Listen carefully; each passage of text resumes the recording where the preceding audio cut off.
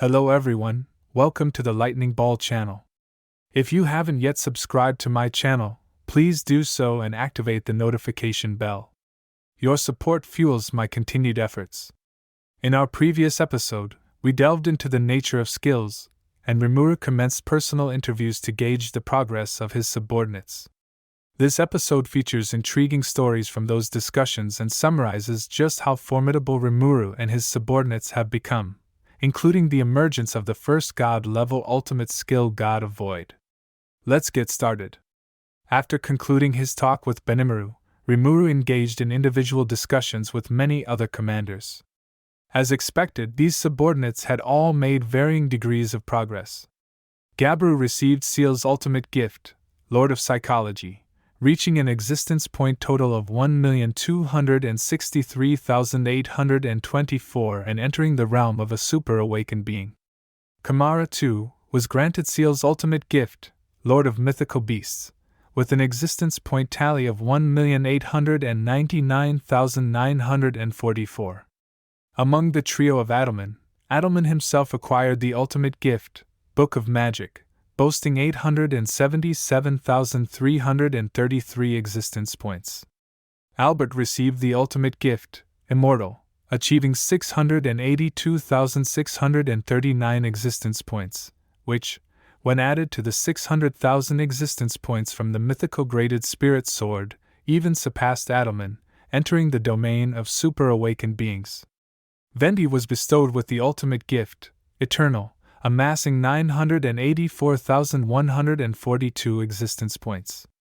Geld gained the ultimate gift, Lord of Gourmet, reaching 2,378,749 existence points. Ranga, favored by Seal, secured the ultimate skill, Lord of Starwind, with an astonishing 4,340,084 existence points. However, the most formidable was actually Xian. Though she still only possessed the unique skill, Master Chef, she was deemed a dangerous entity by Seal, leading to the severance of Xian's evolution path. This was due to the overpowering nature of Master Chef. Its evolution could potentially endow her with the power to kill Rimuru-sama. Consequently, Rimuru consented to Seal's action, planning to find a suitable skill for Xian's evolution in the future. Next, let's delve into some of intriguing segments from the individual discussions. The first to discuss is Miss Lord Zijin. Even before his awakening, Zijin, under the modification of Lord of Wisdom, became a being that surpassed the norm, jointly referred to as the arms of the Monster Federation alongside Diablo. Compared to other Guardian Lords, his strength was significantly superior.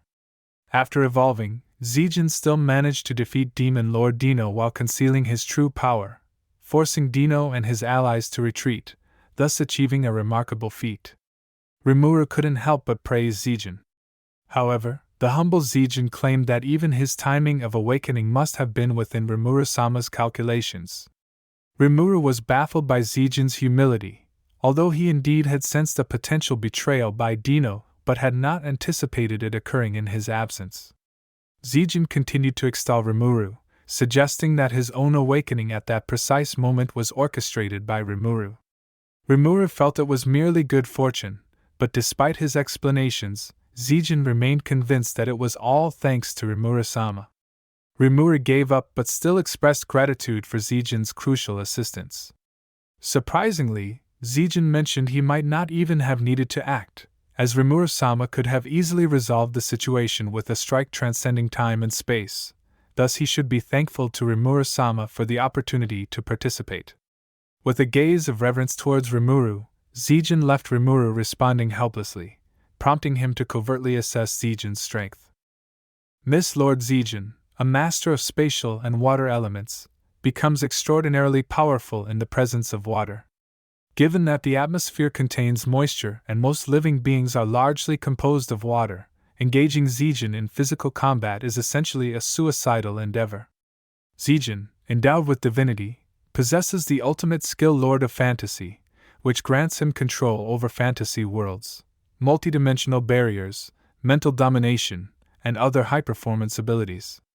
Yet, his prowess extends even further. With a profound understanding of Lord of Fantasy, Zijin has crafted a technique named Dream End, combining water and thunder control, mental domination, and the power of fantasy world. This skill can be lethal if the target acts against Zijin's intentions. For instance, during the battle with Dino, Zijin marked him with a constraint against harboring killing intent towards Rimuru's side. Should Dino consciously breach this, Dream End would destroy his core, offering no escape even for a spiritual life form. This ability could even penetrate Yuki Kagurazaka's anti-skill. To counteract this, one must possess willpower equivalent to Zijin's, a trait exceedingly rare among beings. Rimuru marveled at Zijin's versatility as a warrior, acknowledging Lord of Fantasy as a rare world system power, what even he did not possess. At this moment, Seal claimed Zijin as her supreme creation with Rimuru-sama, offering his powers readily to Rimuru. Unsure how to respond, Rimuru chose to ignore Seal's comment. He encouraged Zijin, who was deeply moved, his existence points reaching 4,988,856. Despite his immense strength, Zijin remained humble, continually striving for improvement, a testament to his formidable resolve. Rimuru nodded, awaiting the next interviewee. The room was suddenly entered by Primordial Black Diablo and the 3 Primordial Demon Beauties, whose clothes were tattered from their recent skirmish.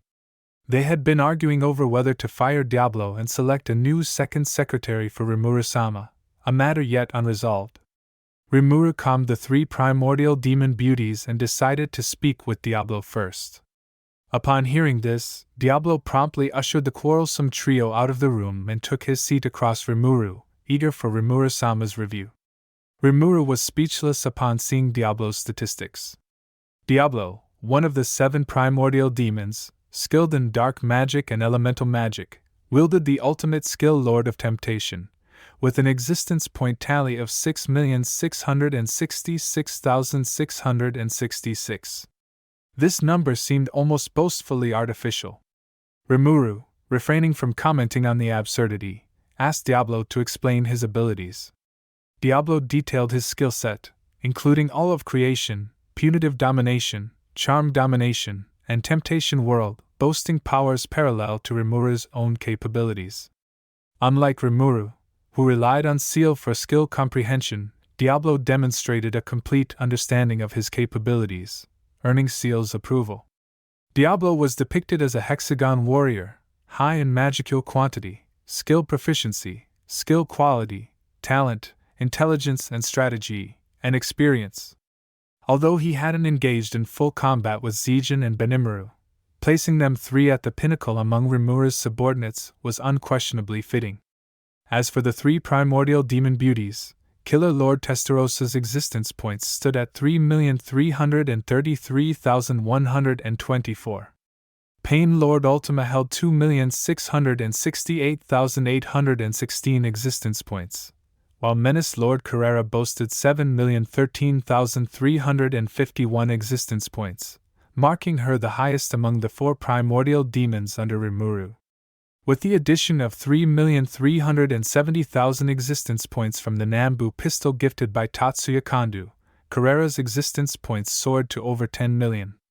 Thus, Rimuru engaged in pleasant exchanges with the primordial demons, lavishly praising Diablo, who was endlessly extolling Rimuru, discussing with Testarossa how to deal with the Empire, brewing tea to fulfill Ultima's wish, and handling Carrera, who tossed the question of whether Hakura's grandfather was Ajira, to Rimuru. In such moments, time beautifully paused. By this point, the individual interviews had successfully concluded. After the last person departed, Rimuru reverted to slime form and retreated under the covers, seeking the comforting solace of the bedclothes. Although sleep was unnecessary for Rimuru, there was an inexplicable tranquility found within the confines of the bedding. However, it was at this moment that Seal announced an urgent matter, a significant update related to Rimuru-sama's skills. Seal forcibly interrupted Rimuru, who was on the verge of entering a state of meditation. In our previous episode, Rimuru permitted Seal to optimally reconfigure the plethora of skills possessed. Over the duration of the individual interviews, Seal had accomplished this task, forging the new skill God of Void. While God of Void remained an ultimate skill, its nomenclature evolved from Lord to God, signifying a monumental enhancement in power, resultant from the amalgamation of Lord of Wisdom, Lord of Gluttony, Lord of Storm, and Lord of Charity, for formidable ultimate skills. Comprising 7 abilities, Soul Gluttony enabled the devouring of a target's soul. Imaginary Collapse harnessed the chaotic world's destructive energy, akin to the force used by Star King Dragon Veldora to forge creation. Imaginary Space, a defensive realm that once isolated Storm Dragon and Scorched Dragon. Space-time domination offered control over time and space, facilitating instant movement and temporal influence. Multidimensional Barrier presented an advanced form of absolute defense. True Dragon Nucleation concentrated the might of Veldora and Velgrynd into the core of a blade, embedding it within Drago Blade. Given True Dragon's pinnacle status within the world, compressing such vast energy into a single blade rendered it the ultimate weapon. The 7th ability, True Dragon Release, however, will be elaborated upon later. Let's examine Rimuru's attributes. Rimuru Tempest, the ultimate slime, known to the world as the Chaos Creator, is adept in True Dragon magic, along with elemental and demonic summoning magic. Possessing Mana Seal and the ultimate skills God of Void and Lord of Abundance, Rimuru's existence points reached 8,681,123. With the addition of Drago Blade's 2,280,000 existence points, the total level escalates to almost 11 million. This figure is impressively crazy, yet it still falls short when compared to the world's apex race, the True Dragons. Take Storm Dragon Veldora, for instance. Veldora Tempest's magical volume sits at the world's ceiling. Since existence points correlate with magical volume, his points astonishingly hit 88,126,579, marking the highest known existence points thus far. With near-perfect resistances and acquired ultimate skills, Veldora's attributes would astonish anyone who learns of them. Yet, Rimuru couldn't help but find humor in these numbers, not out of mockery but due to Veldora's comical mishap during the assessment of existence points. Before a scheduled interview with Ultima, Rimuru got intercepted by Veldora, who claimed to have concealed his true strength and now wished to reveal his actual power. Remorse joined in, citing Veldora's existence points as 88 million, but Veldora insisted he could go even higher. After Seal's verification, the figure was nearly identical. Despite Veldora's confident demeanor, Rimuru felt compelled to validate whether Veldora indeed possessed a method to mask detection. If so, strategic considerations were necessary. Urging Veldora to demonstrate, he, with a proud gesture, removed his heavy coat, creating a sizable crater on the floor. This act triggered Rimuru's memories and internal alarm. A familiar scene from Dragon Ball unfolded, where weighted clothing often serves as a training method, suggesting removing such burdens significantly enhances strength. Veldora, perhaps too inspired by manga, seemed to misunderstand that existence points, indicative of energy levels, hold no relation to physical weights or burdens. Rimuru, rendered speechless and somewhat embarrassed by Veldora's theatrics, listened as Seal seriously noted no change in numerical values. Remorse mercilessly unveiled the truth. Rimuru explained to Veldora that while his released aura had indeed increased, existence points weren't a measure of aura. He earnestly clarified the difference between EP and the power level systems found in manga. Veldora's face turned beet red with embarrassment, and he beat a hasty retreat. Though the incident ended there, Rimuru still chuckles upon reflection. Turning back to Veldora, his ultimate skill, Lord of Chaos, saw a significant enhancement in utility and convenience after Seal's modification, most notably granting Veldora parallel existence, making Veldora's annihilation exceedingly difficult. It means that even if Veldora were destroyed, a backup within Rimuru ensures his resurrection as long as Rimuru is alive, positioning Veldora as a guardian deity of the Monster Federation. With the strength analysis of most key figures in the Monster Federation covered, it's clear that existence points serve merely as a reference. In previous battles, Rimuru overcame and consumed Velgrind's parallel existence, who had an existence point count of 49,829,987. Even with a portion missing from the parallel existence, it far exceeded Rimuru's existence point, indicating that strength couldn't solely be determined by existence points. However, despite having consumed Veldora and Velgrynd, incorporating their energy, why did Rimuru's EP remain comparatively low? This segues into the discussion of Rimuru's maximum power, involving the final ability of God of Void, True Dragon Release. According to Seal's explanation, when Rimuru absorbed Velgrynd and Veldora, the energy transformed into his own flesh. Following this, he released True Dragon Release, meaning Rimuru's maximum existence point count was correctly the sum of Veldora and Velgrind's existence points. With Seal's assistance, Scorched Dragon Velgrynd, after acquiring Lord of Flame God, saw a significant rise in existence points, reaching 74,350,087.